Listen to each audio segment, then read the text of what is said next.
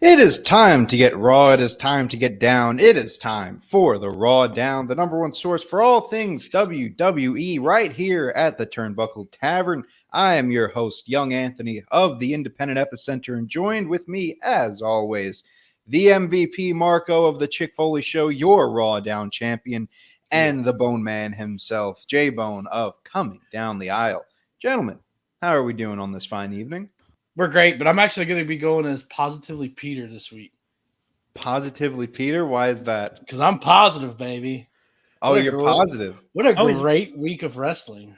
Wow, oh, man. Look at you. Okay, all right. Yeah. I'm excited. I wonder if this is a bit or if he's actually positive. No, I'm happy. I mean, look. I think he turned a new leaf on WWE Paul. That's what I think. WWE was great this week. We'll get into that, but that might be slight negative portion. But WWE was great. AEW was great. It was so good. All right, okay, it's good shit, pal. All right. Well, we'll see how long that smile lasts, especially after this first topic. But Marco, how are you doing? Are you positive P as well? I mean, I'm always positive. I mean, we got Logan Paul where he's supposed to be, right in the main event scene. Right to the top. Not even don't do any shitty matches. No, you know what? 2-3 matches, you're good. Go right to the main event. I'm happy about that. Save the Logan chat for Marco's protons. I'm usually electrons. Anthony's neutrons. So there you go. Jimmy Neutron. Jimmy Neutron. Anyway, let's get right into our first topic. It is all the news that you can find outside the ropes. Let's go outside the ropes for some news right here on the Turnbuckle Tavern. So we're going to talk about it a little later from now when we get to Smackdown. And it is the big topic that I'm sure we were all very excited to get into. So we have a match confirmed for Crown Jewel in November. And of course, Crown Jewel, the Saudi Arabia shows, they always go above and beyond to make dream matches and all of that. And we most definitely have a dream match ahead of us at Saudi Arabia. We are seeing Roman Reigns face Logan Paul for the WWE Undisputed Universal Heavyweight Championship of the world. We got a nice press conference this past Saturday in Las Vegas. It was a fun. I will say the press conference was fun. Mm-hmm. I think they did a good presentation of it. Big fight feel, even with some questionable combatants going head to head here, and we'll talk about that. But so far, an interesting time to see Logan Paul sharing a ring with Roman Reigns for a World Heavyweight Championship. Let's get into this. Who wants to take us? Do we want to go positive or do we want to go negative? Well, I'm gonna be neutral, but let's let Marco go because he's chopping up the bits. Here's the thing. It's first and foremost, we're talking WWE, right? We're talking about World Wrestling Entertainment. Entertainment being the main focus of it. Technically, that's not the acronym anymore. It's just WWE. They don't go by World Wrestling Entertainment. Continue. I know that. You go to the archives of the Something to Wrestle, and they, Conrad kind of takes Bruce Pritchard to task about them like hating the word wrestling, but still keeping it in the name. Wrestling. So, yeah. He's like, why don't you just change it to like World Sports Entertainment or something like that? WS, which they could have. But anyway, I digress on that. I don't look at this match as a negative thing for wrestling at all because I know people do, why is Logan Paul? He only had 2 matches. why is he in this match with Roman Reigns? There's plenty of other people that should have their chance against him. That's going to happen. I mean, you take I seen Seth Rollins' name being tossed around. Not in a program with Roman Reigns right now. He's clearly with Riddle. That's not over yet. Drew McIntyre, he's going to be in another program. Like all these people that are in contendership to Roman Reigns are in another, they're in another program. This event in particular, I don't see it as a story. Like obviously there's a storyline going into it because they, the whole Impulsive podcast and all that stuff, but I don't see it as I see it as kind of like an offshoot, or it's kind of like a sideshow of anything that's going on in the main swing of things at the WWE as far as storylines go. I see it as kind of like a pit stop, or like kind of like a little you veer off that exit and then you come back on the road and you're back into your Extreme Rules, your Survivor Series, all that stuff. It's gonna happen. It's WWE. We're gonna see celebrities. We're gonna see athletes jump into the ring. I mean, I don't get what people have been watching wrestling for over 40 years. Why are people so surprised that people from the outside are going to be put in a WWE ring? I do not get it. I don't get the thing. The other thing too is if you watch that, there was an interview that Logan Paul did. He said he kind of wants to make he wants to do like a WWE multiverse because he has kind of like he has his own following. He wants to bring his following into WWE, like people that are kind of like on the fence of it on wrestling, or they know who Roman Reigns is, or Sasha Banks, like the main people that have like kind of transcended WWE. He wants to bring those people to WWE. He wants to bring more people, and I think I said this last week. The reason why Logan Paul is there is to bring more eyes. Not that they have enough already, but even more eyes to the product. I mean, I see it as a good thing. J-Bone, go ahead. Put up Kofi Winston's Scissor me, daddy. Kofi Winston, man. Hey, shout out the Dirty Hills there. Man. So everybody knows my hatred for Logan Paul, right? Yeah. Not a fan. Yep, we are aware. So I'm gonna go ahead and take that off to the side right here. Okay. I'm surprised. Okay, because I mean, yes, I don't like him, but my biggest gripe, I guess, is not that he's only had 2 matches and he gets a championship, whatever. Who cares? Okay, like you mentioned, my biggest gripe is these damn Saudi shows. Like, yeah, I know, I get what you mean. It's a bump in the road, but WWE's placating to a prince instead of their audience. Yeah. That's my biggest issue, really, with it. Okay, I don't care who's in the match, but it's like they get to book this match. Like, I get it. You have billions of dollars and whatever, but come on, man. Like, it's just so frustrating. Because now it's like you said, it's a sidebar, and it's just like, okay, who cares, and we know what's gonna happen. They're obviously not going to book Logan Paul to go over. It's going to be an entertaining match. There's no doubt Logan Paul is entertaining. I get that. I have no gripes with him. It's just my gripes is him as a human being is my issues with him. That's where I'm just like, ugh, God, want to see him on my TV. Okay, so done with the negatives. Okay, positives. Positively Pete here. Okay. So I think this is actually booked very well. I do like it. It's a great idea. Just go ahead and, hey, let's start doing this right now. I love the press conference, even though Logan Paul sounded like a complete moron on stage. He said, if you're ahead of the table, that makes me the table. Oh, because I get what he was going for there, but it was a horrible joke. Yeah. Oh, man. World star. Anyways, but and I guess, okay, I'm sorry. One little negative part is clearly the crowd isn't behind him either. So you're gonna go put him up against a tweener or a heel. or that tweener that'll push him to the baby face. I feel like it's kind of hurting Roman's character a little bit. Just a dash. I mean, acknowledge me. He'll be fine in the grand scheme of things. Yeah.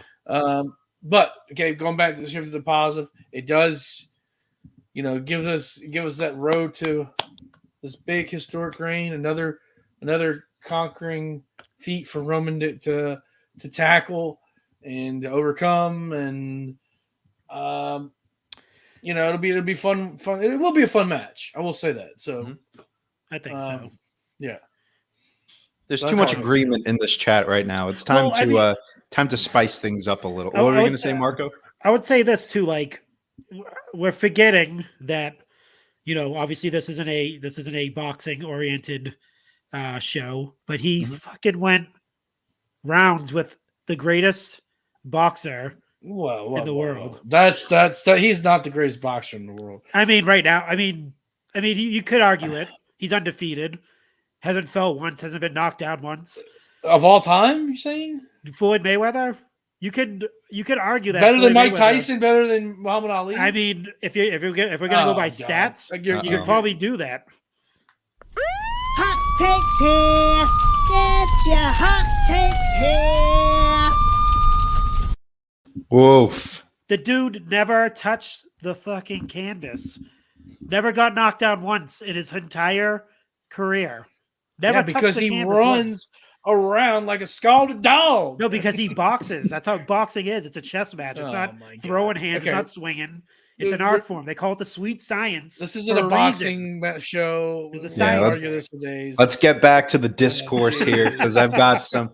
I was lighting it up in the group chat when this first happened, because everyone likes to shit on Hollywood Tony here, but when he brings up some good points, he doesn't know what he's talking about. You really don't. Sometimes I do. Like right now. Listen, I am a fan of this. I think it's all about the story at the end of the day. I think how they build to it is what's going to sell me. And so far that they've already implemented some story into this, I'm already for it.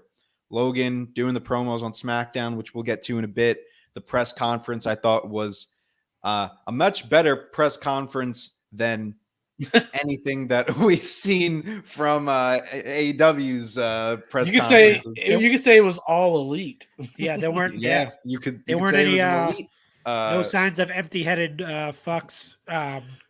Logan was. Oh yeah, he might one, at least one. All right, there was one empty-headed. Maybe going the script route every now and then is fine for a press conference. I'm a fan of what they're doing so far. I think there's a big match feel to it. And although I also am not a fan of the Saudi Arabia shows, obviously, I think no one is a huge fan of them. What I will say about them is that they at least go the distance to try to present these shows as a big deal. Like, even if it's just based on the name value alone of the matches, like, when they brought in like Cain Velasquez and when they brought in Tyson Fury and when they did, even though all of it sucked, like even, when they did the Brothers of Destruction versus DX, that was a great one. Although everything did like Undertaker and Goldberg, I'm just pulling out shit at this point. Although all of it was bad, they at least made the effort to make it feel big. And I feel like this is another example of that. But on the flip side, it's going to be a good match because these are both two guys who are, one of them in his prime, one of them talented in the ring that we've seen so far. So I'm okay with it. And then I've talked to a lot of people this week about, or I've debated rather, a lot of people this week about the issue that people have with Logan Paul. And a big reason as to why people apparently don't like this match is because they feel that Logan Paul doesn't deserve it. And everyone's been bringing out the word deserving. Listen, when you're talking about deserving something, you need to be specific. Yeah. Because there's a lot of double standards when we're talking about deserving. In the WWE's term, deserving is a lot more different than AEW's term. Right. They have a whole ranking system. WWE, if you win a match, that alone based on the quality of the match, the opponent, that could put you ahead for a title match. And then I present another question that got me a little flack in the group chat, but I stand by it. People are okay with part-timers coming in and main eventing WrestleMania. Everyone is fantasy booking The Rock versus Roman Reigns, but all of a sudden there's no deserving argument here. I understand that it's The Rock, but it's the same thing as saying, oh, it's Logan Paul. Who is he in the grand scheme of things? What has The Rock done in the last 10 years in ring to deserve a match in the main event of WrestleMania? He won the WWE Championship. In the last 10, okay, yes, fair. In the last 5 years, in the last, which is a long what time. Has Logan Paul done in that same regard? What has Logan Paul done in the last year? He's won 2 matches. No, has The Rock done that? 5 years. In the last 5 years, he's won 2 matches. Has The Rock done that? Has The Rock appeared in the last 5 years? Once to do a promo? Yeah. Yeah. Oh, yeah. He showed up on SmackDown, right? That was like the last. Yeah. Logan has appeared multiple times to do promos to build up to his match. This is The Rock we're talking about. Yes, but if we're talking about deserving, what has The Rock done to deserve a world title match? I'm not saying that, like, you know, this isn't a way to say that Logan, you know, deserves a match. My whole thing is people need to clarify their explanations as to why they don't like something, because wrestling fans are too quick to say, oh, they deserve. Just say you don't like the guy. And that is a much better argument than saying he doesn't deserve something. Because, yes, he is in the past. I remember it vividly. The January of 2018 that he posts the video in the Japanese forest or wherever he was, and that blew up. But ever since then, of course, he's gone on to build his brand, make up for that. And, you know, he has done that. You know, he's grown, right? He did something stupid and he's grown from it. Yep. Even with that being taken into consideration, he is still, you know, you can't really forgive that, even if he, you know, whatever. I agree with your argument up until when you use The Rock. But why? I think we can't hang up on The Rock. That's the thing. So let's put it this way: you have Roman Reigns, right? Okay. Does any outside person deserve a title shot to him? Someone just coming from the outside and get directly a title match. Answer that question. I would say if you're putting The Rock in that. No. I'm not saying The Rock. I'm saying an outside person wants to face Roman Reigns for the title. Do they deserve to jump ahead of everybody? Yeah. Any outside person can jump if it builds enough story to it. So Stephen A. Smith wants to face Roman Reigns. No, it has to be a wrestler. We were just talking about wrestler legend.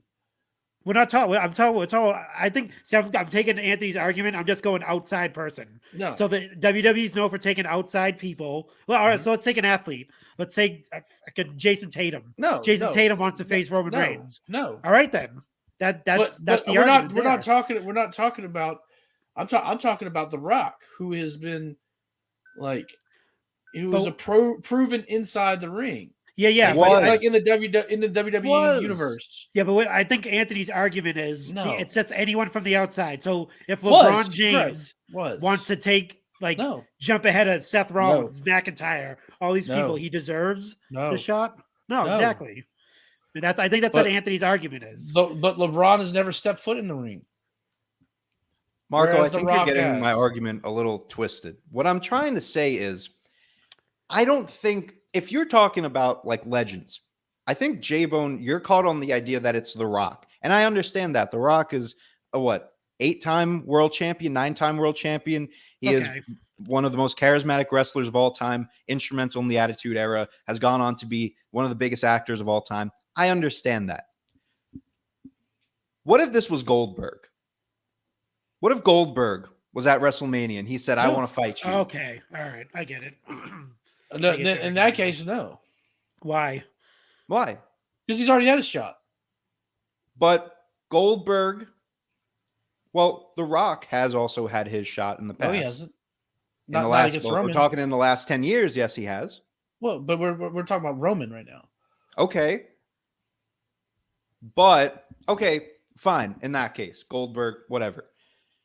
Undertaker wants to come out. He should Sure. just step right out. Come on down. It's So biased. after everyone has said the Undertaker should not fight ever Step again, out. you're Step fine out. with him just coming Come out. on. And Come on down. So now you This just Acknowledge bias the now. tribal chief. It's because he doesn't like Goldberg, right? No. Is that why? No. This- No, it's because Roman's already conquered Goldberg in the story.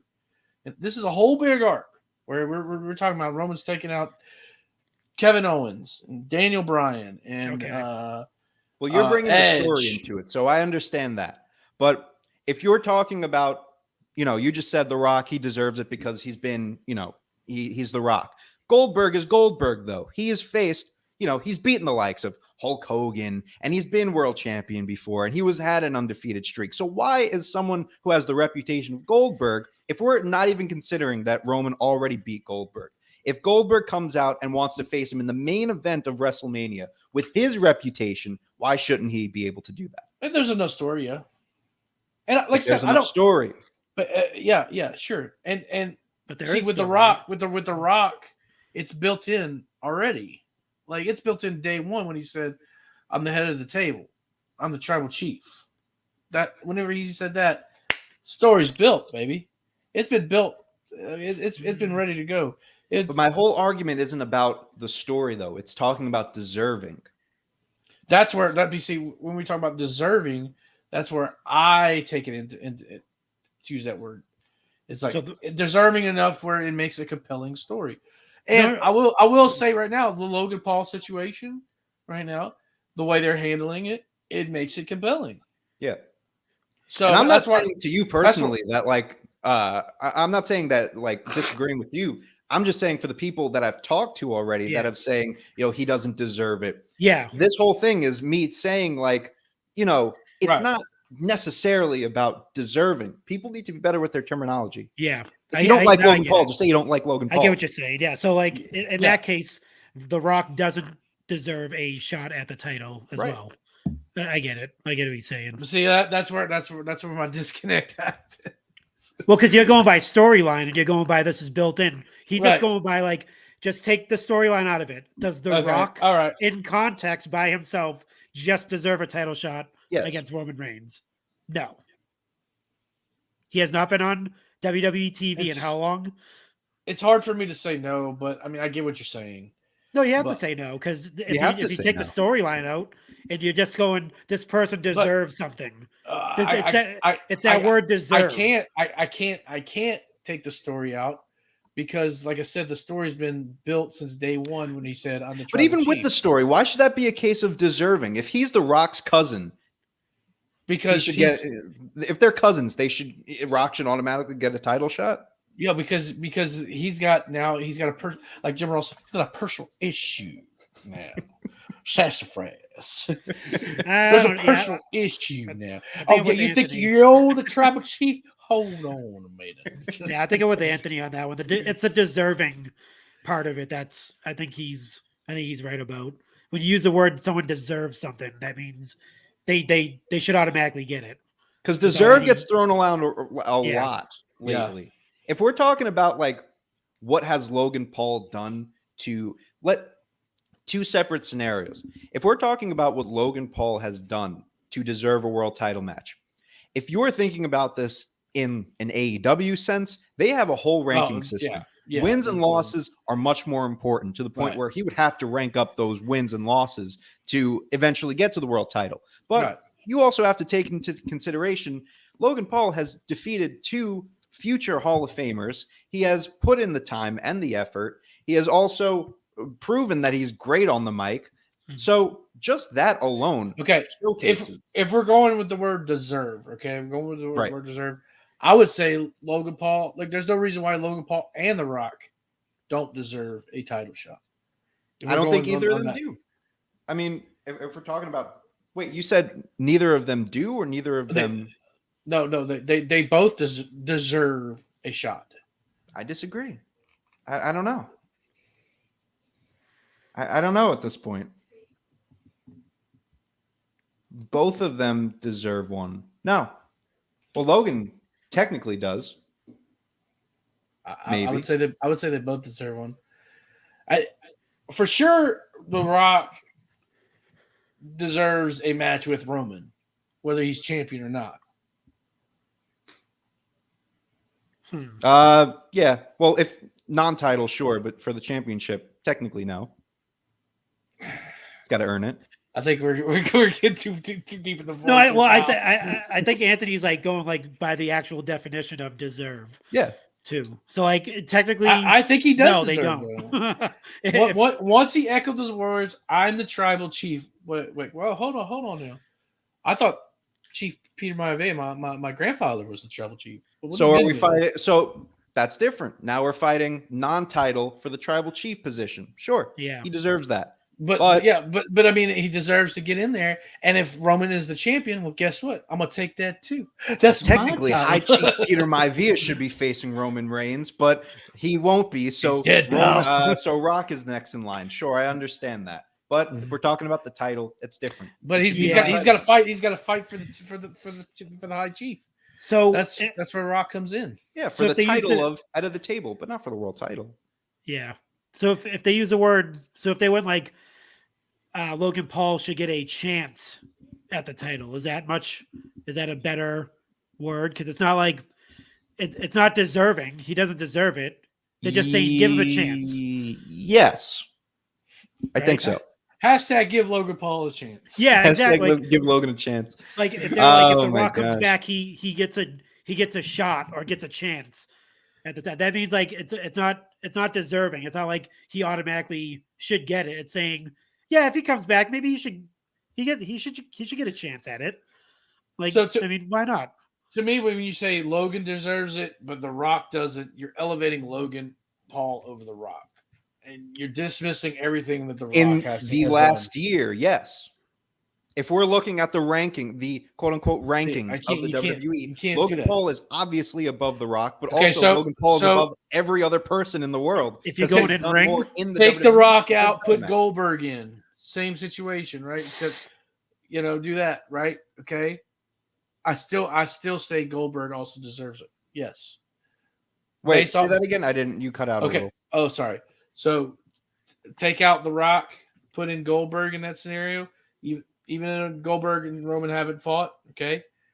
Like you asked before, yes, Goldberg deserves a shot. Mm. You take out Goldberg, put in Stone Cold Steve Austin. Yes, Stone Cold Steve Austin deserves a shot. Based on reputation, though. Right. But what if either of them, technically Stone Cold could deserve a world title because he won a match in 2022. He did main event. He did main event WrestleMania. So I'll give you that one. But I'm just saying. I'm just trying to put in legends. In the scenario, Chris Jericho comes back. Yeah. Yes. Obviously. No, doesn't. Yes. 100. Why? Based on his reputation, sure, but the word deserving isn't. We're not talking about deserving based on, I'm the greatest wrestler of all time. You should bend the knee and give me a championship opportunity. Yes. So every other wrestler has to earn Roman has shot. to prove. If Roman wants to be head of the table, he's got to prove himself. Let's go. Let's go with the definition. Let's go with deserve. All right. Oh my God. Just so we can break this up. So it's to do something or have or show qualities worthy of reward. Worthy of reward. Mm-hmm. Is The Rock worthy of reward? Why? Yes. Because he's The Rock. He's an 8-time WWE champion. In the past. What has he done recently? But it doesn't say recently. It doesn't define that. Does he Hulk show Hogan qualities? Comes out of retirement. Does he get a world title match? Bring it on, Hulkster. Mick Foley. Mick Foley wants a shot at Mick. Well, keep that energy when Goldberg challenges for the world title soon, and I'm sure you're gonna be. This is bullshit. Am I gonna like it? No. Am I gonna like it? No. But if we're gonna go with the term deserve, then yeah, I do. Like if Brock Lesnar deserves a shot again because he's put in the work for the past how many years? But he's lost to Roman 3 times, so no. Yeah, I know, but he's been active. So technically, but he's lost to Roman. So no. I think it's. I mean, then you can't have The Rock go for it either because he hasn't Yes. done anything. He at hasn't all. faced Roman. Yeah, but he hasn't faced anyone before Roman It to doesn't qualify matter. to be deserving of matter. a title shot. He wants a piece of Roman. Guess what? He gets That's a piece my of Roman, piece. and that should be it. No title. If he wants a piece of the Roman, fine. I say that. Yes, you want a piece. You want to be the head of the table, fine.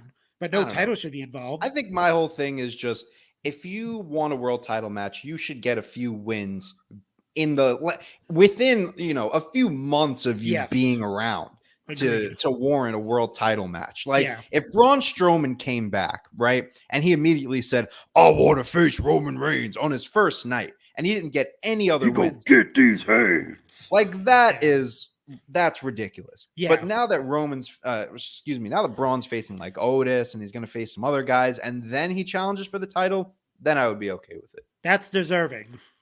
That's deserving. That's Braun Strowman, though. Yeah, but it doesn't matter. It's like saying, Kevin Nash is going to come back and he's going to fight for the world title. Don't tease me now. Now you're just teasing me. Oh man, Big Daddy Cool, dude. I'm all for that, dude. We have Circle and Debate in the chat, and he says you have to look at it at a business aspect and what markets. I know Logan Paul doesn't deserve a title match, but it makes sense why they booked it. Yes, the business is a whole another. I'm actually not arguing that Logan Paul doesn't deserve it. I mean, it is what it is. It's fine. No, I know. I'm just saying for everyone else. But yeah. All right. We've spent a half an hour on this. We've probably confused all of our viewers. So it's time to move on to some other topics. Well, I blame you for bringing the word deserve. Oh, people need to look at the word deserve. It's You, the audience, are quite frankly tired of having your intelligence insulted. Look up the word. Who's playing it on their phone? My bad. I didn't. I accidentally pulled it up. I was trying to look at something else. Anyways, let's talk about something that we'll all agree on. We have a big announcement for this November's Survivor Series. We've been talking a lot about the possibilities of them spicing up Survivor Series in some way. And we weren't sure if we were going to get it this year. We were probably expecting to see it next year. But we've got the announcement. This year, Survivor Series will be happening in Boston. But we will get 2 matches of War Games. War Games. I called this last week, didn't I? Oh, I wish we had the War Games drop. I thought we had the War Games drop. We did have. Oh, that would have been perfect. War Games. War Games. But I called this, baby. You did call it. Yeah. I mean, I wasn't sure when we were going to get it. I'm surprised that we're getting it this year. I thought it was going to be an NXT thing again this year, but here we are.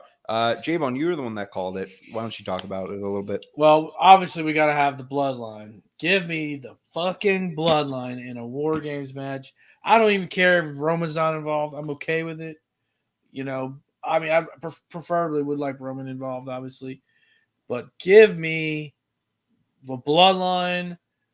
And, man, I'm trying to, can't really think of good people to go against. They have to start building those feuds. If they're going to go 4-4, I think you're going to have Sammy and KO on one side. Eventually, they're going to turn on Sammy at some point soon. Maybe like a little bit before War Game Survivor Series, where he's just like in a fit of rage. Tired of disrespect, tired of being the punching bag, and he just they go off on him and he's out, right? But I'm thinking it's probably going to be 5-on-5, and then in that way that Sammy would be included.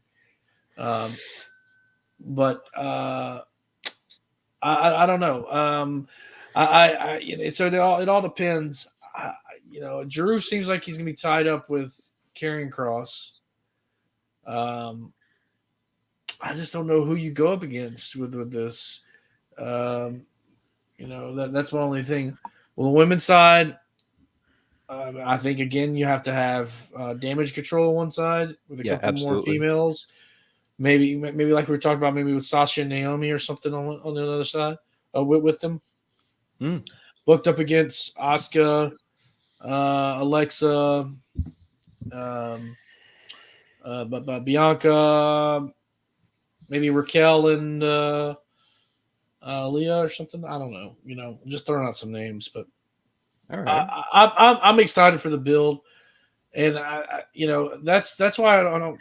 We're talking about the Logan Paul Roman stuff. How this is going to be a sidebar.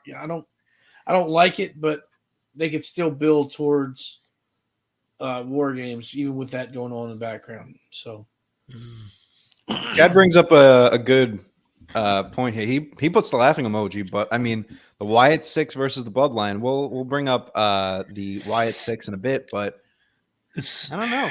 So many ways it can go. We'll talk about it, Marco. What are you thinking? So, if they do the Bloodline, I would assume Roman Reigns is probably defending his title at Survivor Series. So I don't think he would in be War Games.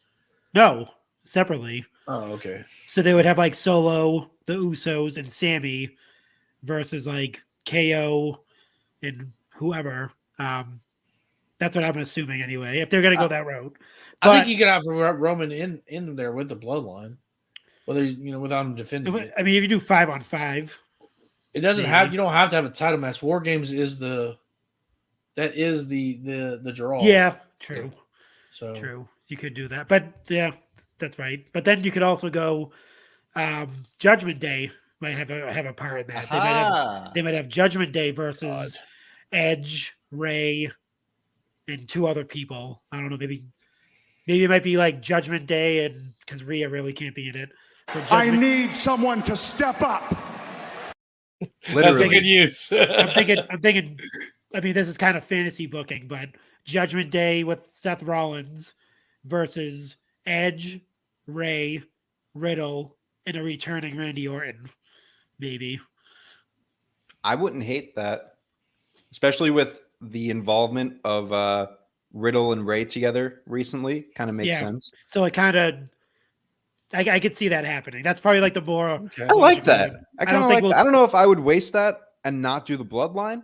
I don't think we'll see the Bloodline. And I think if they may do a traditional Survivor Series match, and if we don't know what it looks like, they could still have a traditional Survivor Series match. It could be a 3-on-3. It could be Solo and the Usos versus, maybe if they do what J-Bone says, have them turn on Sammy. It'd be KO Sammy and insert whoever, Drew McIntyre. I don't fucking know, but there's plenty of ways it can go. I mean, but I'm leaning towards Judgment Day versus. Oh, go ahead. Yeah. I mean, I'm going Judgment Day versus my collective because it kind of intersects with each other. Yeah, we have Ivan of Circle Debate. Shout out. He says Bloodline versus Lashley, Riddle, Gargano, Kevin Owens, and a mystery person. Good old mystery person. Yeah, but I mean, if it's storyline driven, which is what Triple H said, where's Gargano in the Bloodline storyline? Yep. That's true. One thing I want to see with War Games though, and this is one been I love blood. Well, obviously, yeah. William Regal. But with War Games, you have the rules is whoever pins or gets pinned or submit, and that's it. I would like to see the incorporation of War Games, but with the Survivor Series rules where it's an elimination match, and then you have that added story built into the match. Especially with the baby faces. Oh man, the baby faces are down 5-2, and then you have 2 guys who we pick are going to roar and come back, and like dodgeball. Good old dodgeball. If you catch Ray, you get to bring in another person. You dodge a wrench, you can dodge a ball. As far as predictions of who I would like to see in the matches, for the men's side of things, I think the Bloodline has to be in there. I don't know who you put them up against.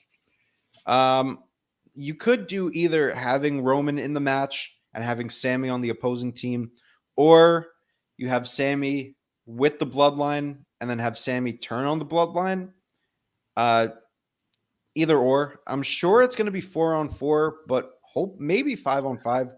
that could be good. For the women's side of things, I put some thought into Well, this. before we hop I just had an idea too. So go ahead. Yeah. Go It's, first. it's probably totally forgot these guys had anything to do with the Usos, the fucking Profits.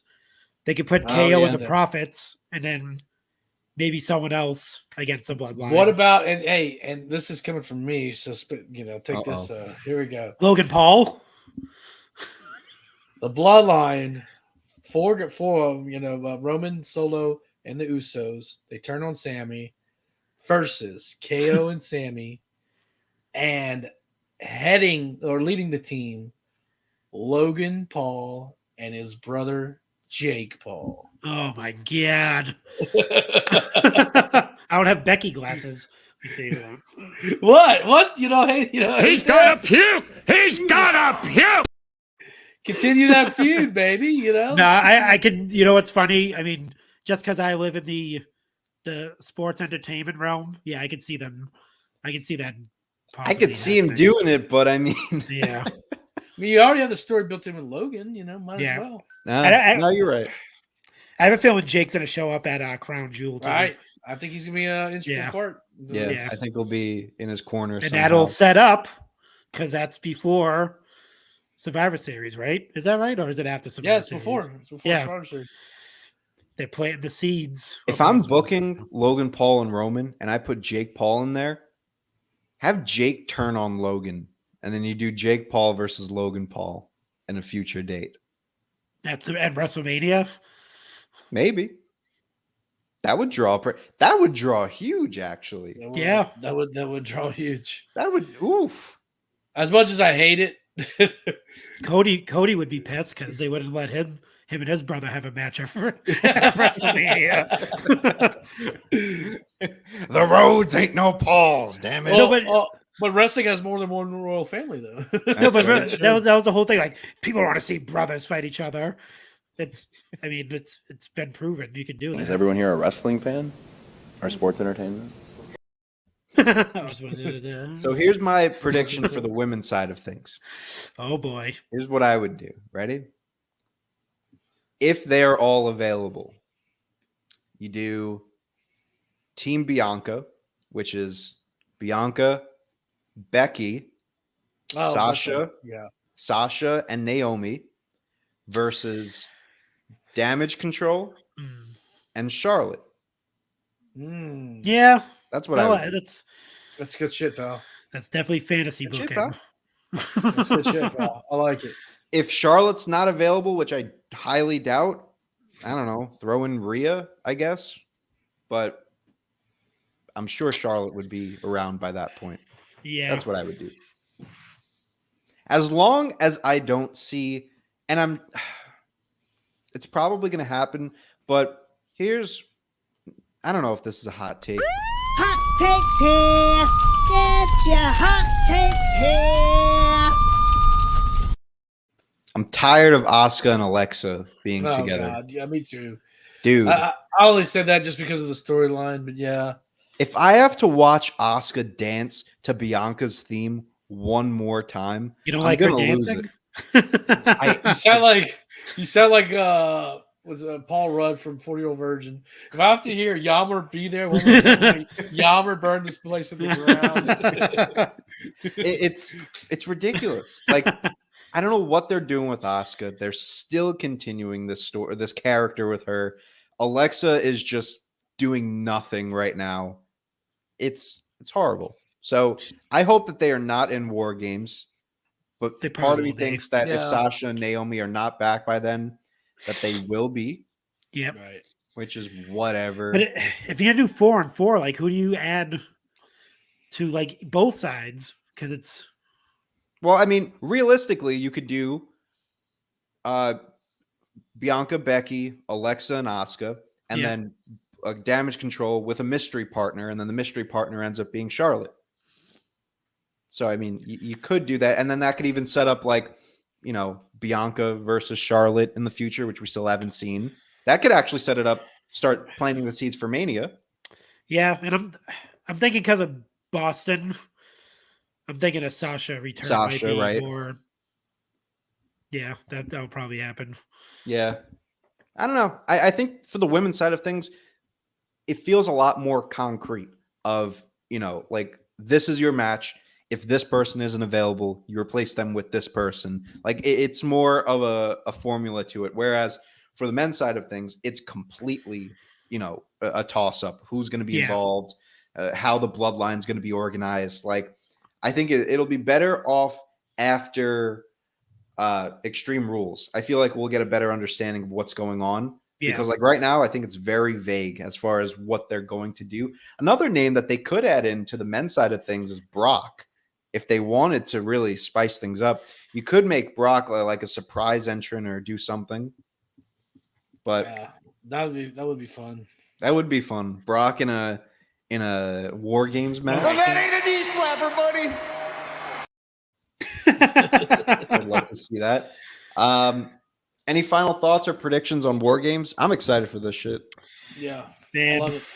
I mean, I wasn't going, even though it's in my neck of the woods, but now I definitely have to. You have to. Go. I've never seen. I mean, I've never seen War Games in person, so it's my first time ever happening. But yeah, I feel it's gonna be pretty huge. I usually do big stuff for, and that's a big pay-per-view. That's one of their main pay-per-views. So I'm expecting some more returns. We'll see. One last question before we move on, and don't give any explanation to it. Just say the name. Who says War Games?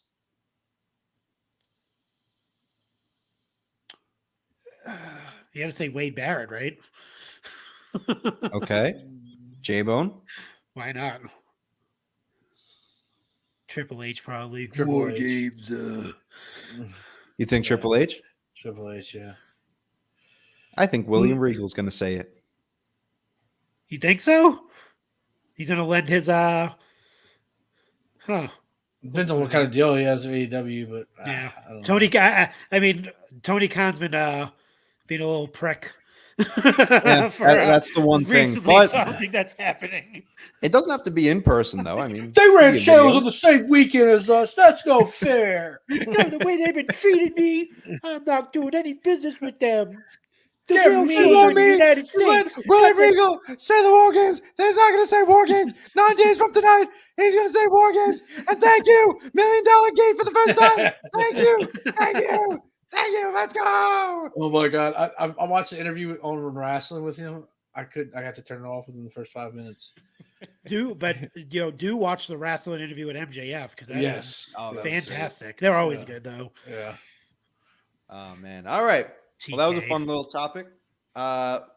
We got to move on to some bigger and better topics because even with Logan Paul fighting Roman and War Games coming back, we've got something even bigger coming tomorrow that we got to discuss. So let's get into the ring.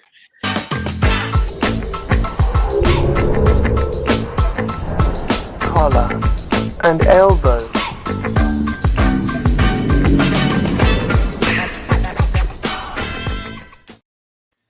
One pill makes you stronger, one pill makes you strong, and the one that Bray Wyatt gives you. Bray Wyatt. Go ask Alexa when she's 10 feet tall. All right, so creepy promo that we got on Monday. On Monday, with a QR code. Scan the QR code. Yep. And we get, when you scan the QR code, feed your head. Well, even before all of this, I don't know why I'm jumping right into the QR code. Let's talk about the last week. And this happened, of course. This is the worst part about doing things on Thursdays because we're right before SmackDown happens. Yep. And what happens the next day? Well, we start getting Your fault. in arena videos on social media of them turning out the lights during a commercial break, playing White Rabbit by Jefferson Airplane, and during the chorus, they turned the lights red. And I think they were just saying that they were testing something out. I don't know what exact, but they did it on SmackDown.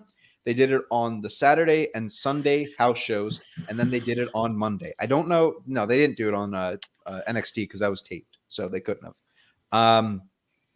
But then we get a QR code on Monday, both next to Theory when he's setting up for his match, and at 9:23 on the dot, there's someone in the crowd that's holding up a QR code in the crowd. So you scan the QR code, and now it takes you to this feed your head little graphic, and you play the video, and it takes you to a little hangman game of what was it? Who killed the world? Who killed the world? Who killed the world? And then the little rabbit plays a little game of hangman, and the answer is you did. You did. You did. You did. You. I did. You, J-Bone. You, Anthony. You. I think we did, actually. Everyone did. Pronouns, pal. So someone killed the world, and we are going to find out, presumably tomorrow, September 23rd, at 9:23 on the dot. No, we're not. I say no. Well, that's that. where we're getting into it. So, first of all, before we get into this, go ahead, J-Bone. Oh, so I want to add a little thing. If we're gonna, well, no, let's go. Let's keep going on because it's fast speculation as who I think it is. But anyway. This actually, you know what? Let's even go into this. This actually happened before, not the house shows. You guys remember? Was it Raw or was it Smack? I think it was Raw. The technical difficulties thing. No, that was this past Raw, but no. It was last Raw. It was the last Raw. Yeah. Wait, when were the difficulties? Oh, remember? I think those are legit though. I think that was legit because they used the 2018 logo. I think that was, and I think so? Completely serious. I think I got edited out of the Hulu version. So. Well, and then there was like I'm not sure if it was this past Raw that same night the lights went out. I don't think so. Maybe. Okay, so before we get into this, I do want to plug in the news with Chad and Ace. If you guys haven't seen it yet, go watch it because we're gonna like deep dive. But these guys went into it for about a half an hour. A lot of conspiracies, a lot of metaphors, history. We'll do it. Go better. check that out. So check us out. All right, we're the real WWE guys. All right. Listen to us. No, their video was great though. What I will say before we get into any Funhouse, Firefly Funhouse, Wyatt compound talk, let me just say this is something that all companies should be doing. We're in the age of social media, and the fact that companies haven't used this to their advantage yet is ridiculous. How is this the first time that we are finally getting something where during a commercial break, you're relying on your social media audience to check out what's going on during a commercial break based on other people posting and talking about it at house shows? They don't do shit at house shows. Yeah. And they're out here posting it for other people to post.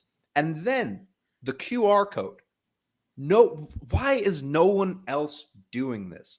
This to me sets WWE, like when you're talking about, WWE's the best company in the world, blah, blah, blah.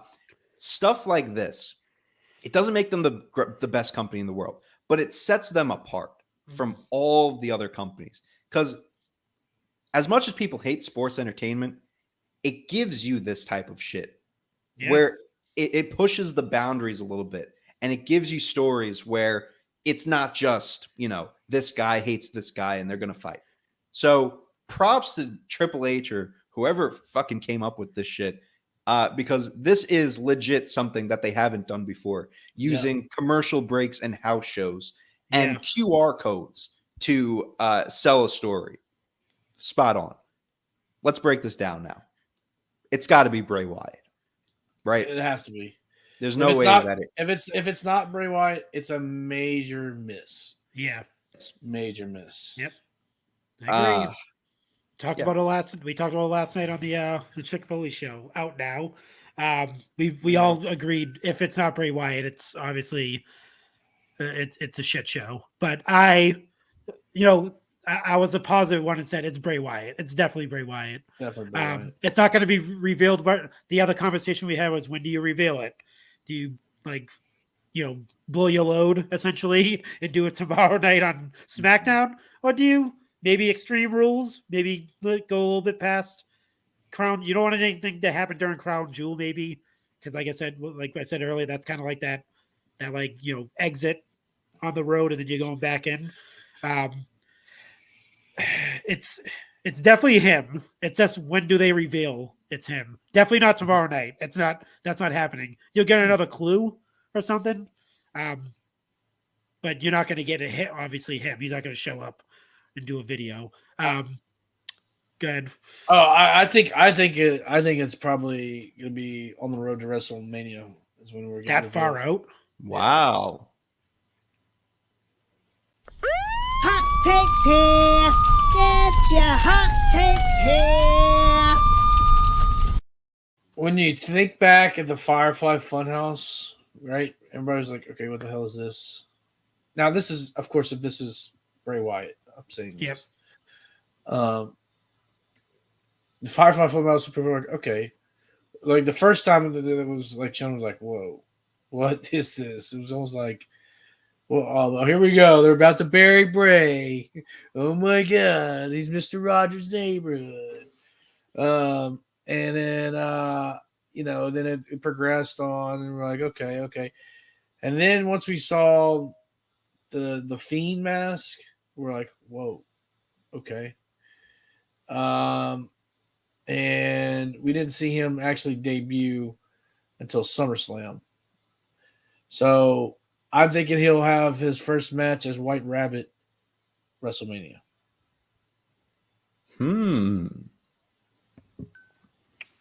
That's what I'm going with. Yeah, that's true. Yeah, because you got to think they did a lot of they revealed the Firefly Funhouse. They did those segments and all that stuff. He didn't step into the ring at all. It was mainly all segments until right. I could see that happening. Yeah, I mean, especially the reveal. I don't think the reveals happen. That's what I thought you were going to say. They're not going to reveal. Oh no! I'm sorry. I was like, that's too far out. No, it'll be in the road. It'll be in the road to WrestleMania. Maybe like a pay-per-view, like Elimination Chamber or something. Yeah. No, I agree with that. They're definitely going to play it out, especially if it is Bray Wyatt, and now he has that. Like, I'm assuming he has more creative control over, what he's going to do.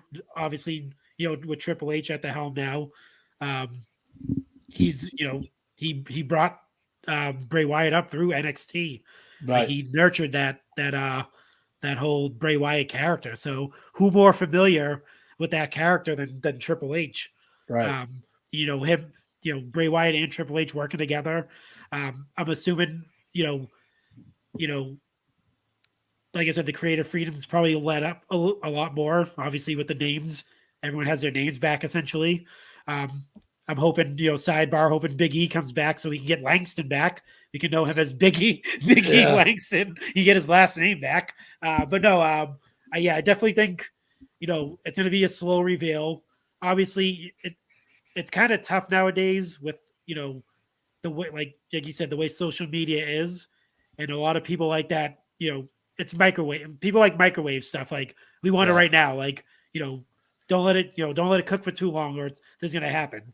I think in order for them to make this successful, they have to make it in a way where that whole type of thought process is gone. Like, we're not thinking like that at all. Because obviously with social media, everything's like, it's right now.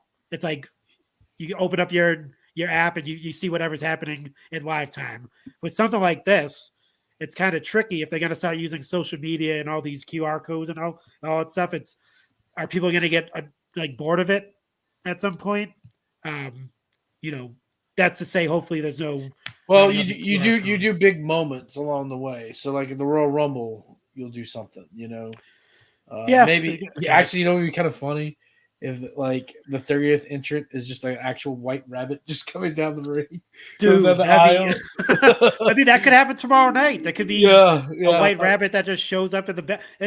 Actually, people are going to be, the other thing too is like with this new like way of like intersecting storylines and stuff like that. Like they kind of did on Monday Night Raw with Seth Rollins bringing that. For some reason, I totally forgot that they were even in a feud. I'm thinking, Seth Rollins beat Riddle, all done. Everything's gone. But they brought it back. They intersected that whole thing again.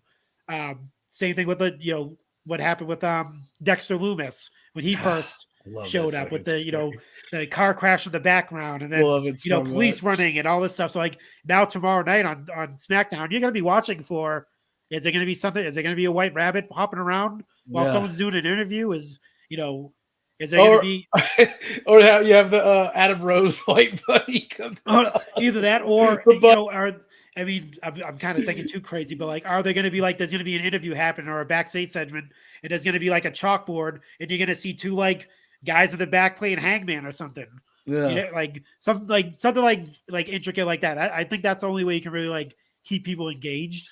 But yeah, I mean, I'm excited for it. They only showed like it was just a stupid video, and look how everyone's like gearing up for like, oh boy, this is crazy. But again, if it's fucking Killer Cross or Karrion Kross, would be so pissed. Anybody else, it's gonna be bad. Yeah, let me talk about Karrion Kross for a minute because when people heard the White Rabbit stuff, I think everyone went to Karrion Kross because there's been so many instances of people saying that Bray is going to come back for it not to be Bray. So their immediate instinct was to think it was someone else.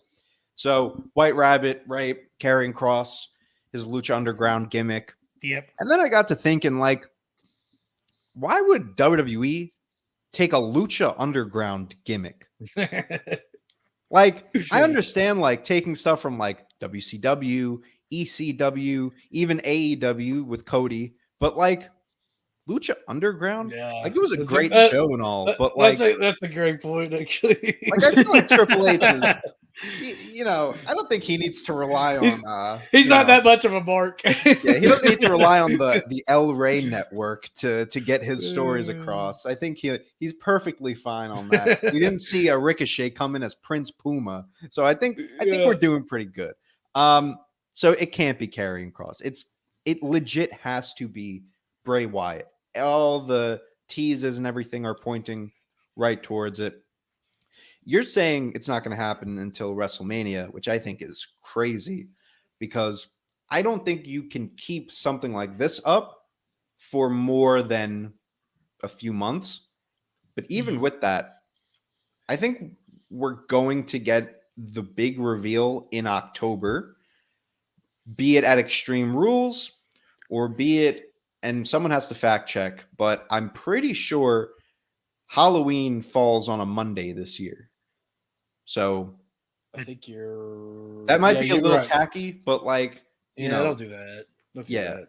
However, there was some people bringing up the fact that and I hate when people get so meticulous with these, like, conspiracies, but there was the addition of a lantern to the Extreme Rules match card graphics.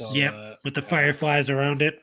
So you don't just add a lantern to a event called Extreme Rules.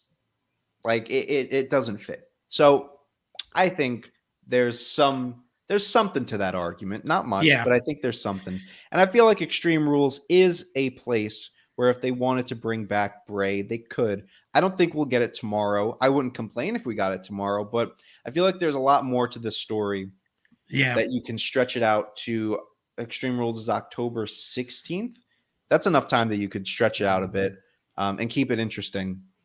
I like what they're doing. I think you're at the point now where whatever happens tomorrow, they can switch it up and you get a good, 2 or 3 weeks of kind of this new way of storytelling.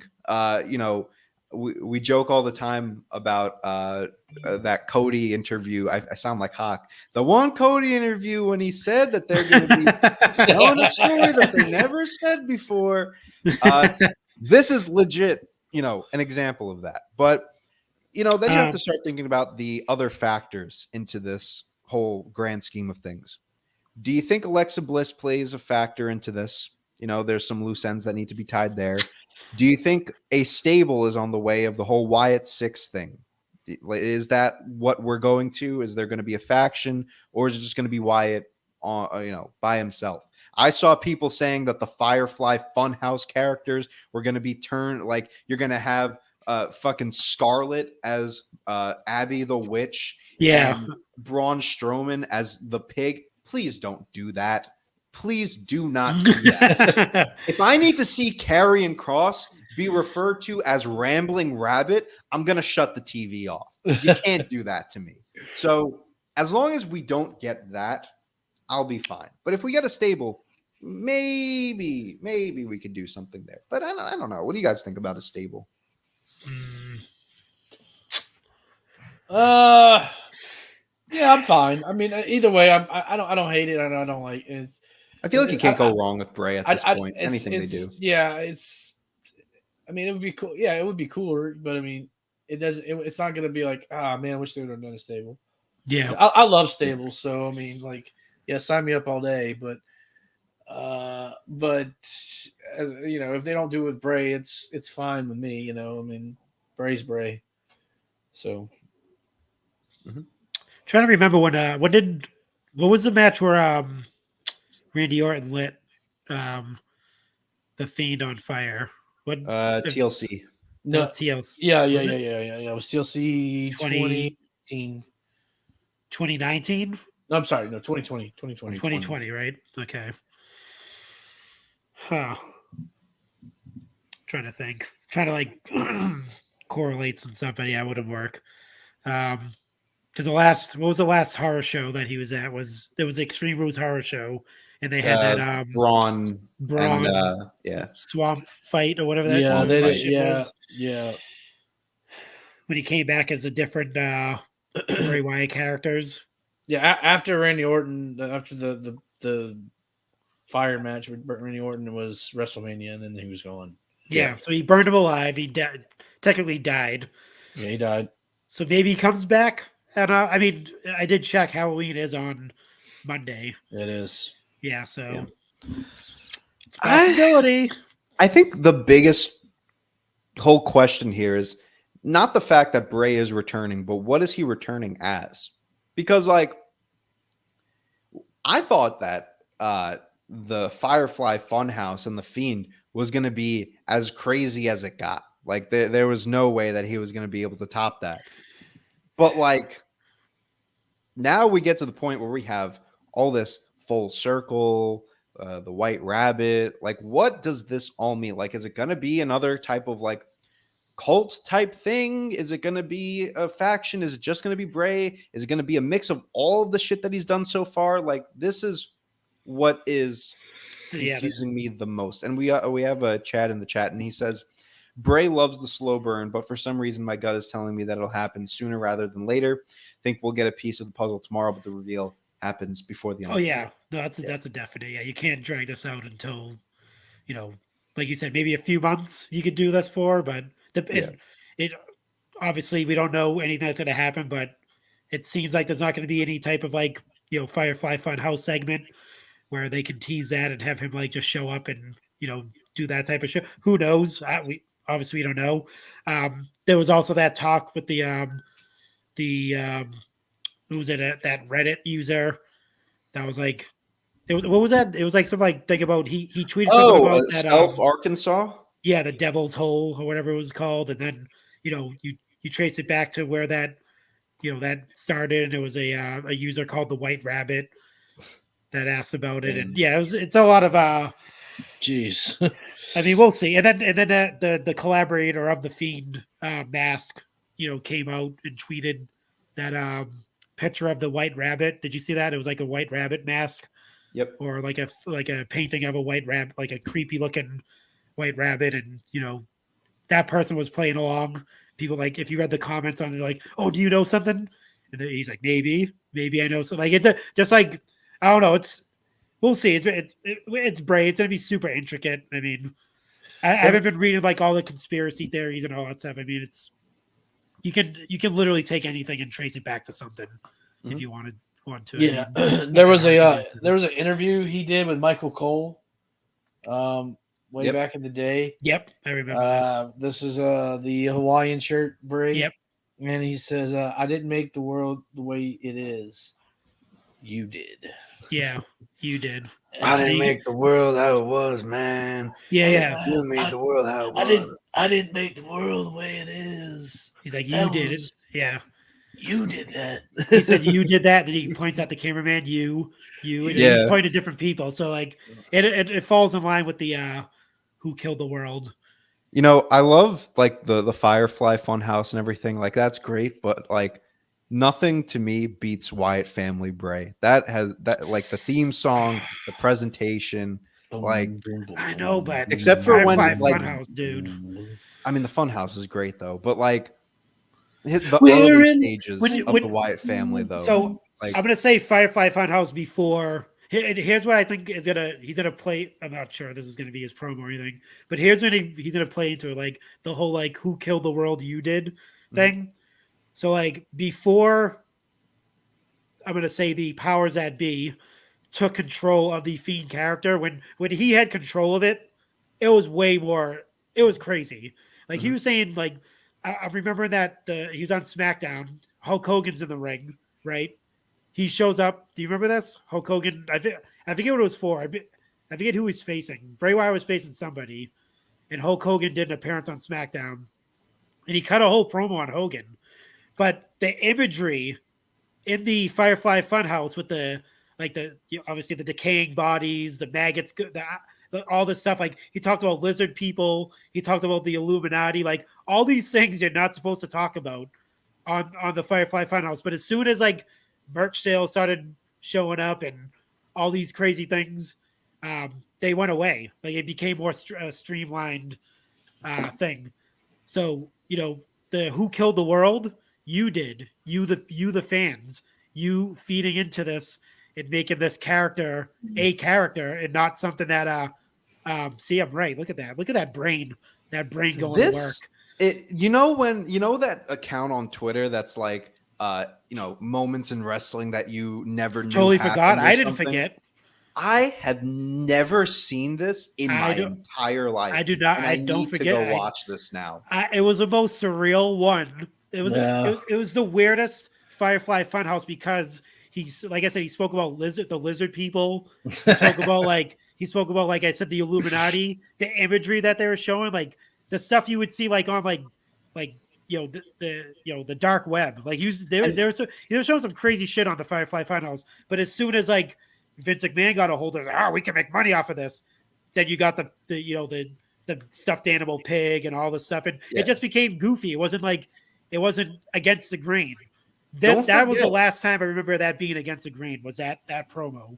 Don't forget this whole Self Arkansas thing. I'm pretty sure in the description or the story or whatever, they're talking about like lizard people. I'm pretty sure that's what right. Yeah. So that whole like I said, like the whole like that Bray Wyatt, that promo was like the craziest one because like it was just weird seeing Bray Wyatt interact with Hulk Hogan first and foremost. Yeah. And then you see the picture in the back with his eyes cut out. Like he had his eyes crossed out. He had the picture of Hogan on the Firefly Funhouse, like hanging.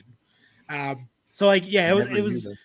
It was like I said before that. I think after that is when they started getting crazy with the Muscle Man, do the Muscle Man dance and all that stupid shit, and then it just got goofy. But yeah, what's I think with Bray and lizard people. What's that's that? a conspiracy that the world's run by lizard people. I mean, and they're all the higher ups. They're the rich. They're the got the lizard people, man. People. They're like They're Jeff Bezos. controlling He could be what you think, man. Yeah. What do you call it? Is what's his name? Mark Zuckerberg. People think he's a lizard.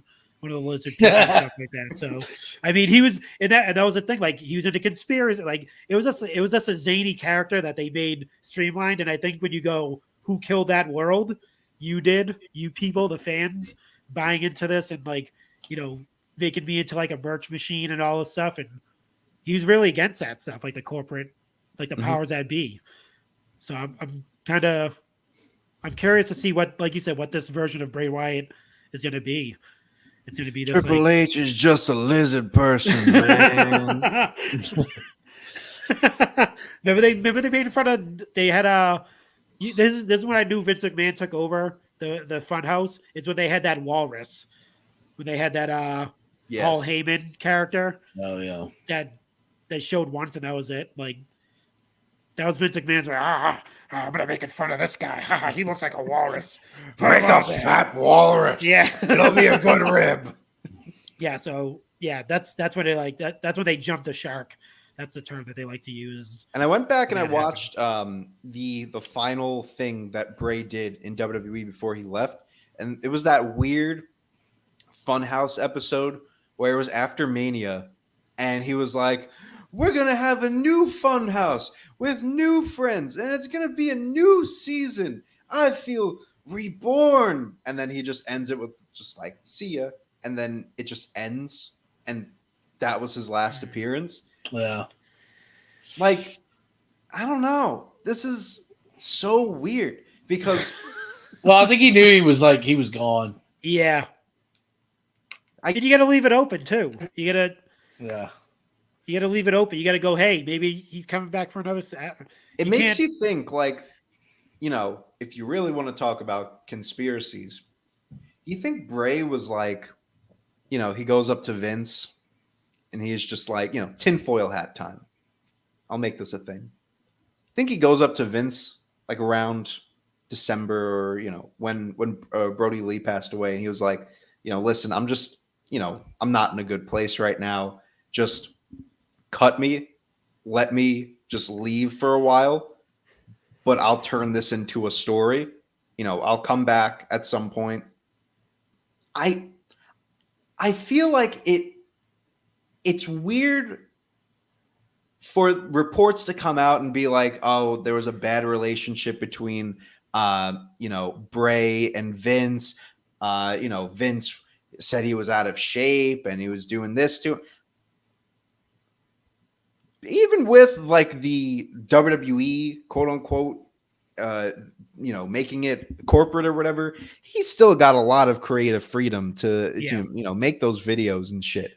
So, you know, maybe this opens the door for maybe this is kind of all connected somehow. If I'm doing my Charlie Day connecting all the wires and shit. He was like just like released on his own. There wasn't anybody else released with him. Yeah, right. It was just him by himself. It was like, what? Was he released or he left? He was released. He was released. That's right. I don't know. I mean, it's weird for them to. Well, first of all, everything that happened in those last stages of Wyatt's WWE career was fucking strange. Mania 37 was weird. And then the final Funhouse, everything with Alexa, you know, turning on Bray. I mean, maybe that was to give Alexa the character, and then Bray, you know, kind of walked out from there. You know, I don't know. I think there's so much that he can kind of take from to make this into something. I always thought, like, in my own head, that it was more or less like the Fiend character was supposed to be an attraction and not show up every week on Monday Night Raw and not be the same. Remember, he was like the savior against freaking what was that group?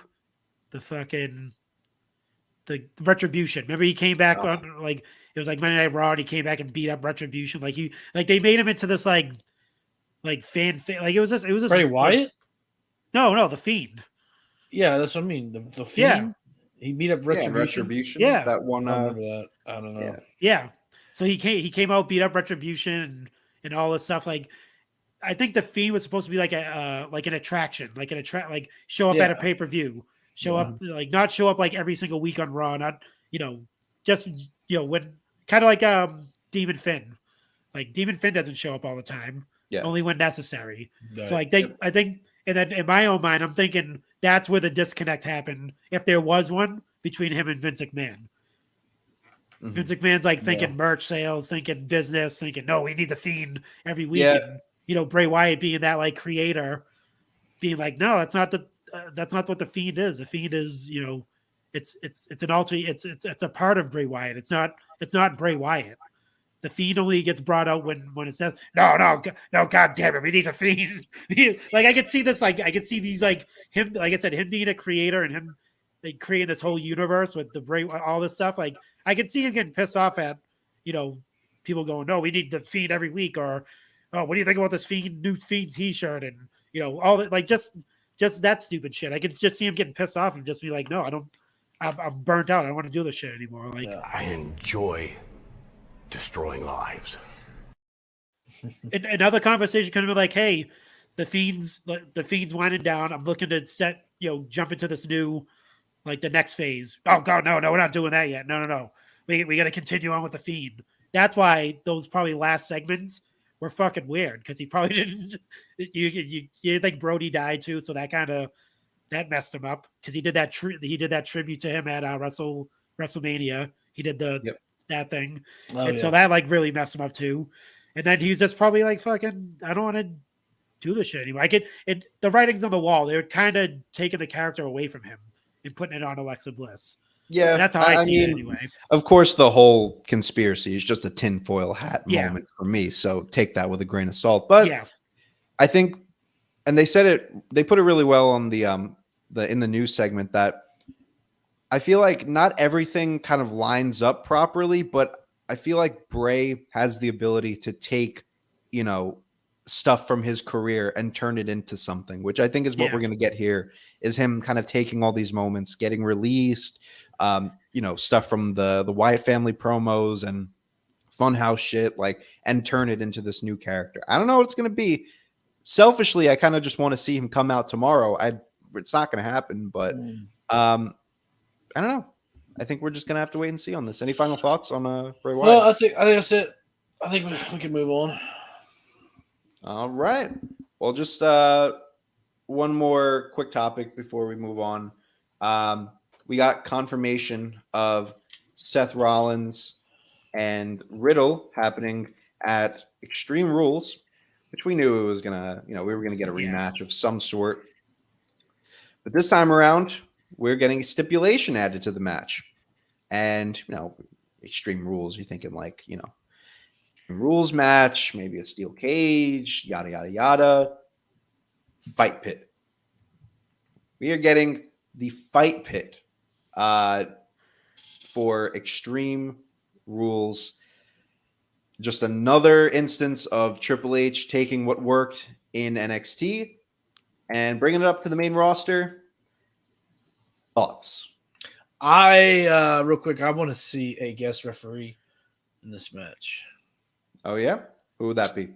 The world's most dangerous man, Ken fucking Shamrock. Yeah, Give it to me, baby. Give it to me. We need it. Yeah. He looks great, though, Ken too. Shamrock. It would just, I think it would just be awesome. I mean, I'm being serious with it, too. Like, have Ken Shamrock in there, and he, it just would elevate the match even more. I love the idea of fight pit. Obviously, this will just be the blow-off match. Yep. I think, obviously, and we'll move on from there. What a way to do this, though. Wait, is it the blow-off match? They only fought once. They only fought once, but this will be I don't think you need necessarily a trilogy to. Yeah, you've done too many trilogies with Seth. Yeah, I think you can just do a 2-match. Yeah. Blow-off matches is like when they booked it back in the day. You always have the babyface would go over, then the heel would go over, then you have a steel cage match. Mm-hmm. But I don't think it's needed, especially technically. Rollins has been getting over on Riddle a lot. With the match, but on promos and everything else. So this is an important match for Riddle. I think this is going to be a must win. Yeah. I know we're not at the prediction show quite yet, but I think you got to have Riddle win on this one. Yeah. I like the what was the last pit fight that they had? It was him and Timothy Thatcher and Ciampa, right? Was it Ciampa? No, it was Riddle and Thatcher. Was it Riddle and Thatcher? Yeah. Mm-hmm. I believe so. Huh. I think was it Thatcher and Ciampa? I thought it was Thatcher and Ciampa. Last one. I thought it was. Y'all keep talking. I'm gonna look. I will say, as far as Ken Shamrock, it would make sense because recently, I think Ken tweeted about WWE recently, saying something like, "I would love to go back," or be a part of that, or something. I mean, he does have a figure coming out, so he might have signed to do No, Legend he has Zero to. or something. Yeah, that means he's part of the talent. So Yeah. And it also, we've seen Triple H do stuff like that already with, having like Jeff Jarrett as the special guest ref for the, the Usos tag team match. Yeah. So, Seth Rollins. Huh? What are you going to get? Ken Shamrock to referee it, huh? Huh? actually, Ken is like pushing to be the guest referee for this fight pit. Right. Someone tweeted perfect match to bring Ken Shamrock back in Ooh. as a special guest. He retweeted and said, couldn't agree more. Oh, man. I could see that happening then. He also tweeted some interesting things going on in the WWE lately. Very excited to see what this new era brings, hoping to see some attitude. So I think he definitely wants to be back. And I'm sure Triple H will, bring him back in. Why not? Yeah. What if the White Rabbit is Vince McMahon? It was just a whole thing to get Vince McMahon back in. It was me. It was me. I'm the White Rabbit. Marco, what are your thoughts on the Real quick, you're right. yeah. It was the last one was Thatcher and Ciampa, but Thatcher and Riddle also had one. Yeah, that was actually a really good match. Yeah, definitely watch. I mean, if whoever's listening or watching, definitely go back and watch both of those matches just so you get a feel of it. Was Kurt Angle the first one or the second one? Kurt Angle was the referee. I think it was. Yeah. I want to say the one first with one. Riddle. I think it was the first one. It was the first one, right? With Yeah, it Riddle? definitely was the first one. It was the first one. Okay. Yeah, definitely. I'm excited for it. They put Riddle's in his element essentially because he was in the UFC. He was an MMA fighter. I'm just curious to see how Seth Rollins fares in a cage, kind of like an MMA environment. He is the CrossFit Jesus. So we'll see how we'll see what he could do when it comes down to actually fighting. So yeah, I'm excited for it. I can't wait. Yeah. I'm cool with it too. I think, I like seeing a lot of new stipulations being added in. We got War Games, we got Fight Pit. I'm sure we're going to see more coming soon. I think it's also interesting that Triple H went on and he said that he is against bringing blood back into WWE. I don't know. Quick thoughts on that. What did you guys think about Triple H saying that? I mean, I don't mind it. I mean, I don't. Yeah. I could care less. I mean, it's Yeah. He gave he gave a reason why. It's a lot of stuff that happened in the world. A lot of especially like a lot of blood, like intermixing blood, and obviously now with with monkeypox happening and all that stuff. I mean, it's probably it is the smart answer for him was to say no, no blood at all because of that alone, just because of the the transmission of some diseases and stuff that can happen. So, I mean, if it happened, people do bleed. I mean, accidents happen. Someone can get a busted lip. Someone can get a broken nose, as we seen last night on Dynamite. If you botch a move, someone can definitely bleed everywhere. But to intentionally do it, yeah, that's probably not the smart thing to do nowadays. Anyway. Yeah. Yep. No, I completely agree. So we'll see what happens with the the War Games and the Fight Pit. I think both of these matches are going to be great. I'm glad that we're seeing more stipulations for sure. But we are going to move on to our last segment now. And that is, of course, where we find out who won the week.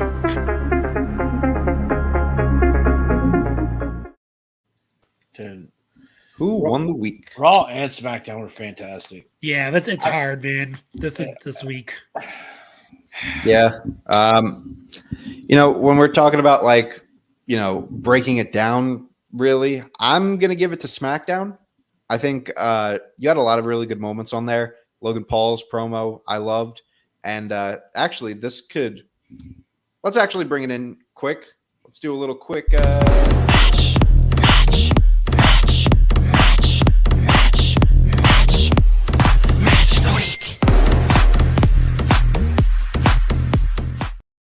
little match of the week action. I'm going to give it to the Fatal 4-Way Tag Team match. God Yeah. dang it! You have to. Too Okay, easy. good. All right, good. Well, I'm going to go different though. I'm going to go different. I mean, that was my match I brought, but let's just to be different and bring it up. Rollins and Lashley. They Yes. tore it down. That was a very close second. They tore it. I think that might have been wrong. I keep saying it every week, but I think that was Lashley's best match ever. Since his last match. Since his last match. Yeah, Lashley's on a killer run. I mean, yeah, I would love to see where he ranks in a PWI next year. You know, he number was one. what, No, I'm joking. number he was in the top 10 this year. What was he, number 5? Right? 5, Or did I make that He's up? number 5. Yeah. Number 5. Yeah. This Dude, past year, I wonder next year he might be. Yeah, you can't deny he's been on a run, dude. Like he's carrying the United States Championship like it's like the main just the title, summer which it alone. is, technically is. I mean, dude's on a roll. Like I said, him.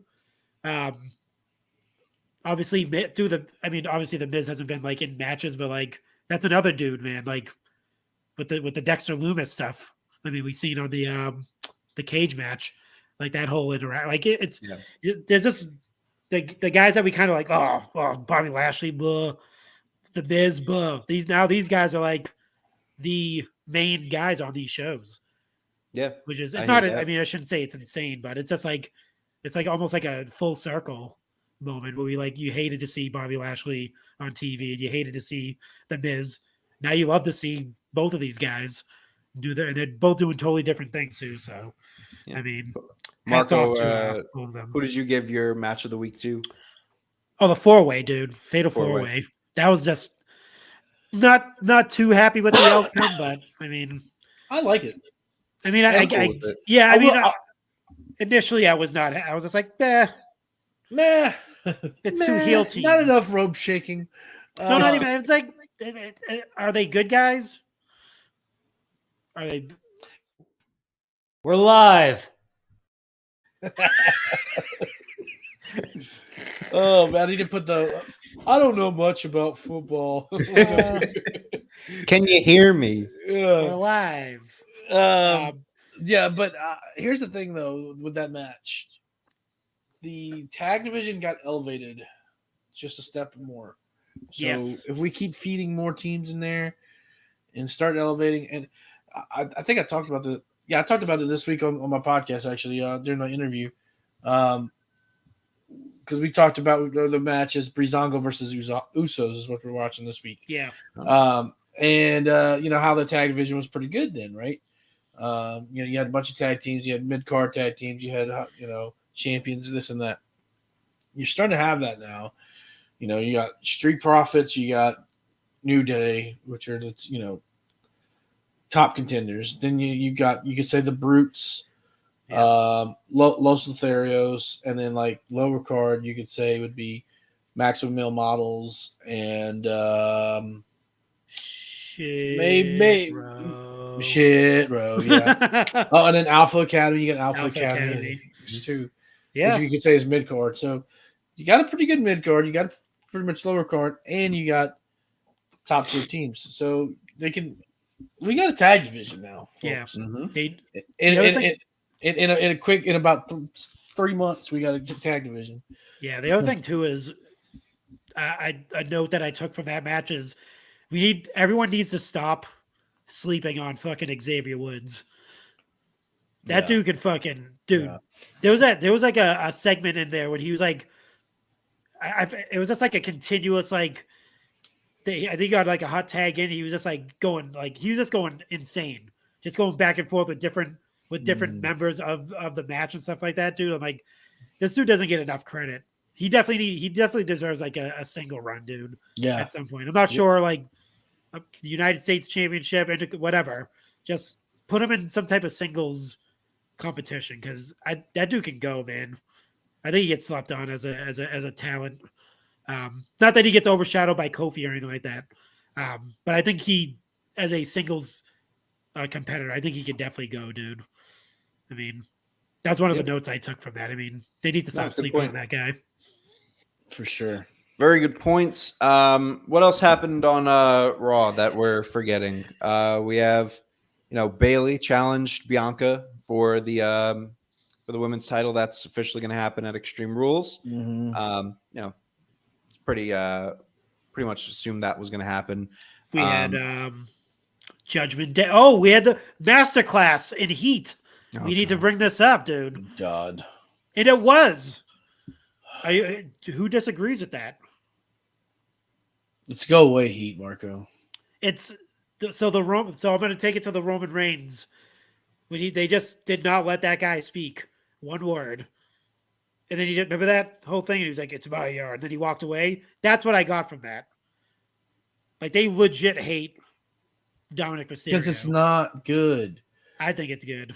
Well, they were in the hometown. Like, I understand that. If it was silence, that's bad. Any noise is good noise, whether it be booing or cheering. No, they were getting a great reaction. I will give you that. It's just it's not really him. It was everyone else, like, adding fuel to the fire. Yeah, like helping, like, don't shut up while he speaks. You know who this is? This is Rey Mysterio. Like they were just like propping him up, like he's like this, like, dude, it was good, dude. Go back and watch it. Dom was showing more personality too, even in the backstage promos. He's definitely getting a little bit more comfortable with it, but they still got to sell me on this story because I don't know where they're going with it. But maybe that's the whole point. It's going to be unpredictable. There was also the interaction with Finn Balor and AJ Styles. Alan Jones. Alan Jones Styles. Yeah. That whole... Is it because my wife does the Faith Breaker better than you, Alan Jones? The weirdest promo ever. But yeah, again, there was that interaction thing. It was like, they were celebrating whatever, and then AJ Styles happens to be there in the back. Like, now you're adding AJ Styles into this Judgment Day thing, which he was in it. If they get AJ Styles in there, then I'm gonna change my mind on this thing. But they still got to get away from the spooky gimmick crap. I don't think they're spooky. Do you think they're spooky? Yes, I don't think they're spooky. Yes. I don't think they're spooky. No, I don't think so. It's like this dark, like goth, like bullshit. I think it's goth, but I don't think that's spooky. It's not spooky. They're not doing like they're not disappearing and reappearing and yeah. They're not doing fucking House of Black shit where it goes black and then they show up in the ring. It goes black and then they disappear. They're not doing that shit. Yeah, that's spooky.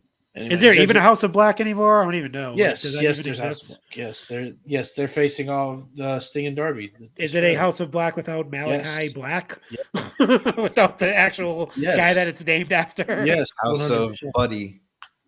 House of Buddy. Hey, buddy. Hope you find buddy. Anything else that we're missing from Raw? I think we just about covered it. The Lashley Seth match was really great. That was a close second for me, but I'm going to give it to SmackDown. I think for me that was the strongest of the two cards, which says a lot.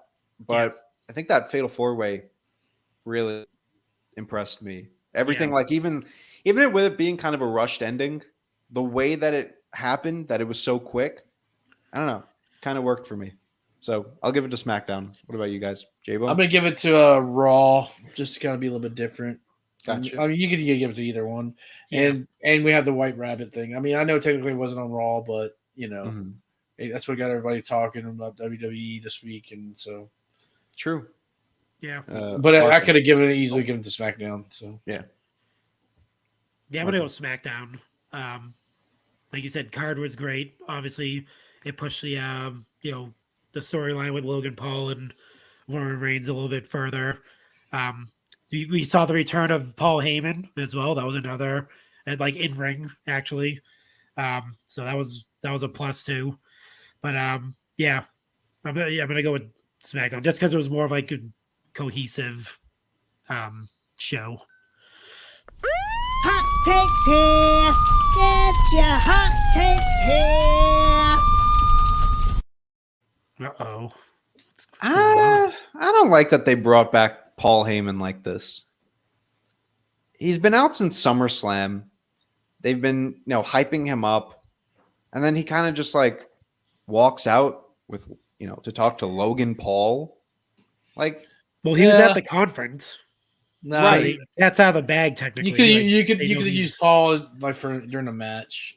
Right. Like Yeah, that's I feel like we're just going right back to same old Paul. Like with him being out for so long and coming back, like you needed to give that to like a big opponent, or like Paul, because Paul never costs, like as much as he does shit to like talk to Roman during the match, he never interferes. So I feel like him interfering in a match, like holding someone's ankle or something, or like giving a low blow, like that to me would be a very impactful return, because then you can start with the story of now Paul is getting involved in matches, which we hadn't seen before, because he would kind of like, stay to the side, hold the belt. But if we're going back to the same Paul Heyman, it's like, but he's the advocate. Kind of he's the wise man. He's not really wise man.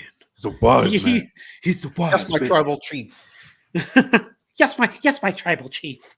But yeah, he's. I mean, he doesn't really get physical. I mean, I was hoping Sami Zayn was going to kind of take over that wise man role. Like they're going to kind of ease him into that, like somehow, like he'd be like the advocate for Roman Reigns. Excuse me, sir, but I can only be the only wise man because I am the wisest of wise men. And if you need proof, please watch ECW, sir. No, but like just to hold that whole like couple weeks back when it was just Roman and Sami Zayn hanging out in his dressing room, like I thought that was gonna be like the beginning stages of like not him taking over as the advocate, but like kind of assuming the role of the wise man while Paul Heyman was around, and then Paul Heyman comes back and it's like, dude, bro, what the fuck? What are you doing? Like that type of thing. That's my role. He's my tribal chief. He's not your tribal chief. Like that whole thing. I think that would be a pretty funny interaction between him and Sami Zayn. I wasn't trying to do that. I wasn't trying to do that. I wasn't trying to take over you. It'd be good. I think it would be funny, but missed opportunity, as they say.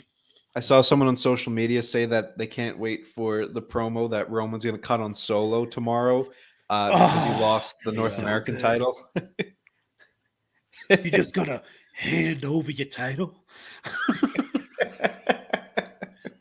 You're going to be a part HBK? You're going to be a part of this family? And you're just going to hand over your title? What if I did that? A member of the bloodline. What if I did that? What if I just handed this WWE title to Logan Paul? What would it be now? Huh? Triple H walks down the aisle. I'm not handing my title over to him. I tell you where we're gonna be. We're gonna be on that other show, Dynamite.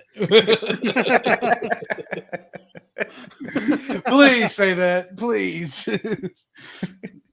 What did I do to deserve a fucking dumb fuck like Solo Sikoa to hand over his North American title? That's my North American title. You can go solo. Oh man, because you're not my Solo, but I own you. That's my Solo. I know this is not going to happen, but I hope Roman Reigns shows up on NXT and confronts Shawn Michaels and tells him to give the title back. You're gonna give my cousin his title, or I'm gonna smash you. I'm gonna walk out. I'm gonna walk back to that locker room. I'm gonna smash every single one of these people. The only thing I'm gonna take Braun Breaker and I'm gonna smash Braun Breaker. The only thing getting broken tonight is not your heart. It's getting smashed. I'm gonna smash that heart. They're gonna call me the Heart Smasher. Carmelo Hayes, I'll smash him too. Cameron Grimes, smash him too. And I'm gonna smash your roster, and I'm gonna stack your roster, and I'm gonna pin them. Oh, it'll be so good. That new gold and white logo, that's my gold and white logo. Oh my god. Oh, dude, just one night, just have him show up. That's it, just once. Yes, it'll be so all the time. good, Just Roman shows up and demands the title back, or he's gonna smash everyone in the locker room. That's I'm gonna smash him too. Oh man. So, split decision this week on the who won the week, but honestly, I think it goes either way. Both shows were very good this week, and honestly, I'm really excited for tomorrow. I feel like they have a good lineup this week for SmackDown. Roman's coming back. You have Braun and Otis, which they built up pretty well with the Alpha Academy stuff. So I'm looking forward to that, and of course, the 923. We'll see what happens at that time, and I'm sure we'll be talking about it next week. But until then, ladies and gentlemen, Hey, yo. It's time to end this show. Folks, thank you so much for tuning in to yet another edition of the RAWDOWN. Let's get our shit in. Marco, where can we find you? Actually, I'm sorry. Let me go first because I gotta get going here. Sorry. You can find me comingdowntheaislepod.com. Find everything coming down the aisle related. This week I got Mark Bitters on. He's a referee. Worked for ACW. Been on the Tavern, of course. ACW and FWF. If you follow Major Wrestling Figure Podcast, we watched Breezango versus Usos, which is a fun match this week. 2 weeks in a row, like surprising matches that get brought to the thing. And of course, check out the YouTube channel. Haven't posted a Free the Fig in a while, but I'll get to it. The list, we dropped a new list of the top 10 Giants. And coming next weekend will be top 10 1997 matches. So check that out. But I'm going to go ahead and head out from here. And thank y'all, everybody, for watching. Good seeing you, J-Bone. All right. Y'all have a good night. You too.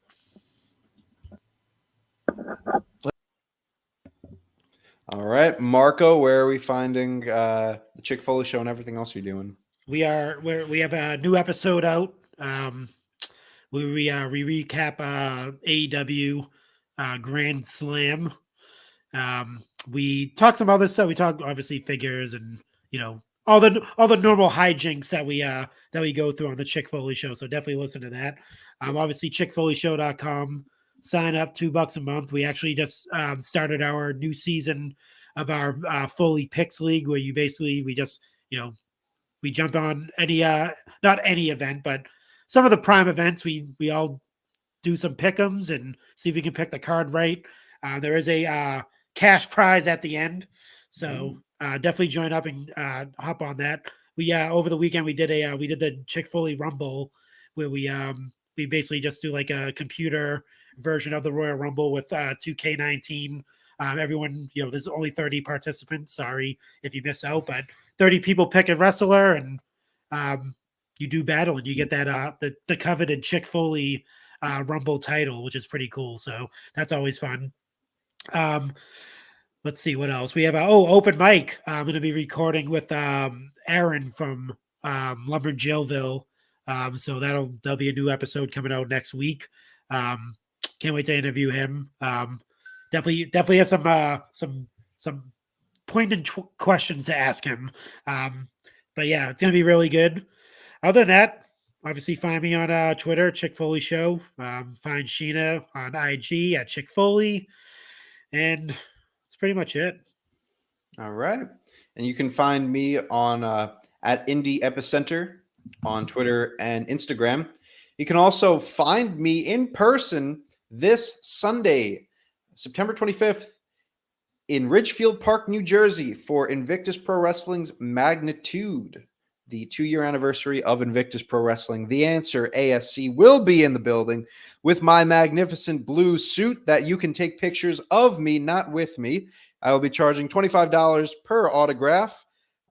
Kids, you'll be charged double, so get your money ready. I cannot wait for you to see me in my blue suit this weekend. I can wait to see all of you this weekend. So, wow. Regardless, it's going to be a great show nonetheless. I'm going to be around, so make sure if you're a Tavern fan or if you're just a fan of the Epicenter, say hello and take a pic, because you always have to support. But with that being said, ladies and gentlemen, thank you so much for tuning in to another edition of the RAWDOWN. Of course, you can support the Turnbuckle Tavern by going to theturnbuckletavern.com. You can listen to our podcast on Apple and Spotify. You can watch our videos on YouTube. We do streams on Twitch.